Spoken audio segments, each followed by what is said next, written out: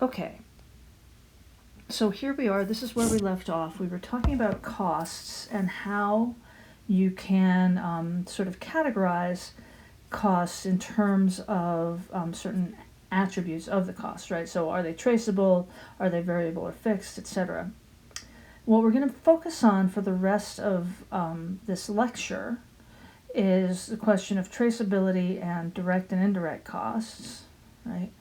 And then we're going to move from that into calculating our product costs, right?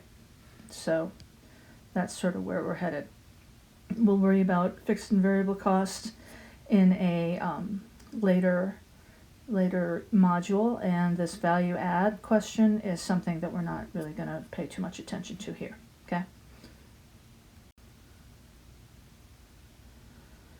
So, just to be a little bit more clear, direct costs are those costs that can be easily and accurately traced to a cost object, right? So the tracing is our vocab word here.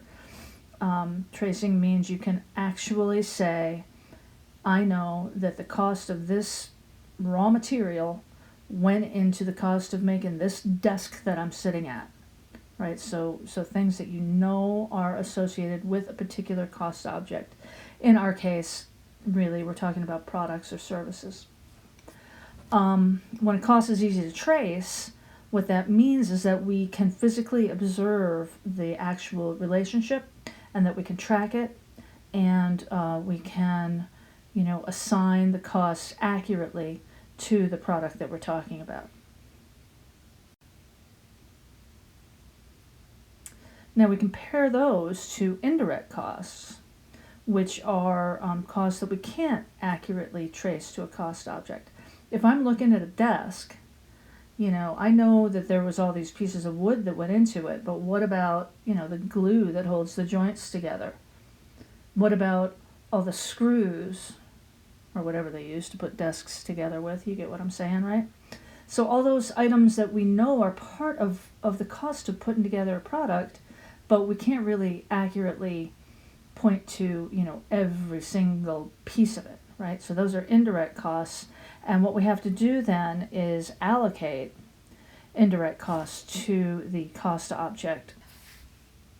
And allocation is really a management decision. I mean, there's sort of rules of thumb that are generally used. You could allocate costs by, the total number of products that you make over your whole factory. You could allocate costs by the total number of labor hours that you use over your whole factory. So you can use these, and we'll get more into this when we really start digging into that paper hat product project.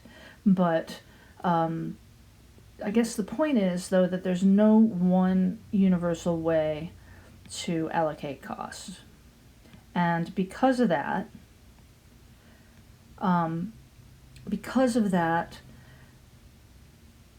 the allocation decisions that are made are a management decision, right? And they have ramifications.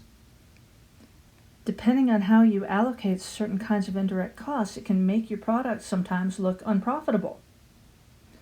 Or it can cause you to have to jack your prices up to cover costs that are allocated in such a way that it raises your product costs that you're looking at. So the allocation process is not trivial. Now, I like this graphic a lot because it shows some of the different possibilities that are out there that for cost objects, right? So it's easy to think of a product as a cost object. That's what we're talking about when we're talking about manufacturing, right? And so a product can have both direct costs and indirect costs, right?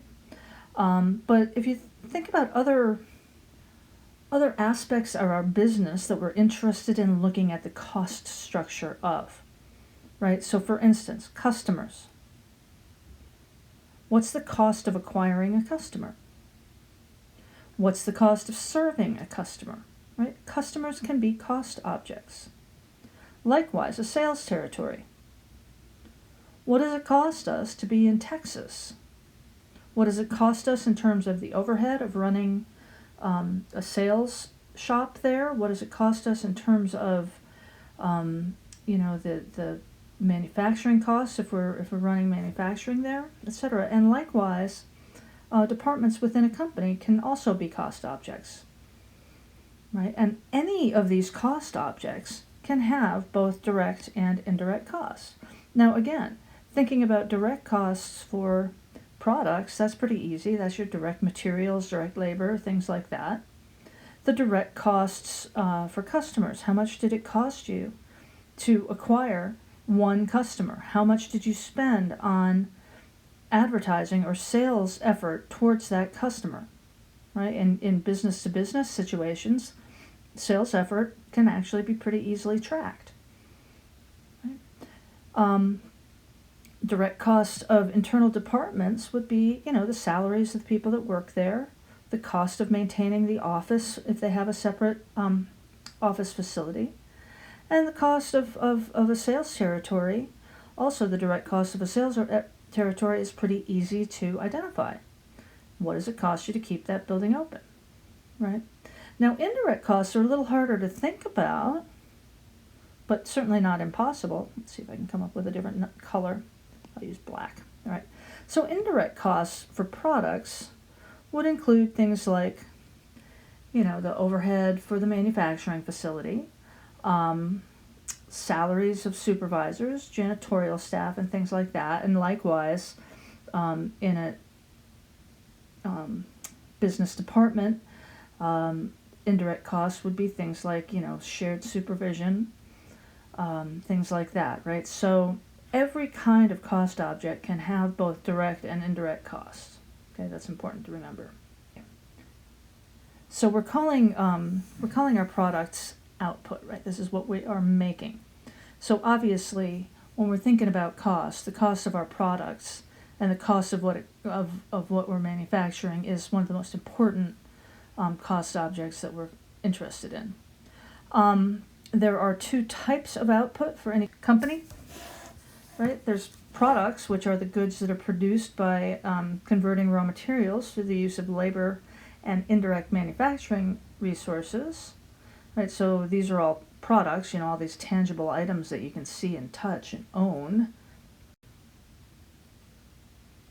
And then services are another output which we are interested in costing, right?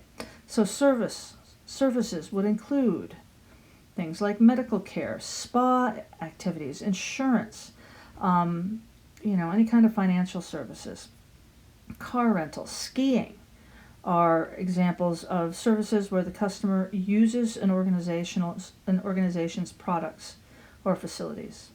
Right, so we look at both product cost and service cost in this class, and they're important to keep distinct in your mind, I guess. So services, of course, are different from products. They are intangible, right? You can't touch them and feel them. They aren't an actual physical thing.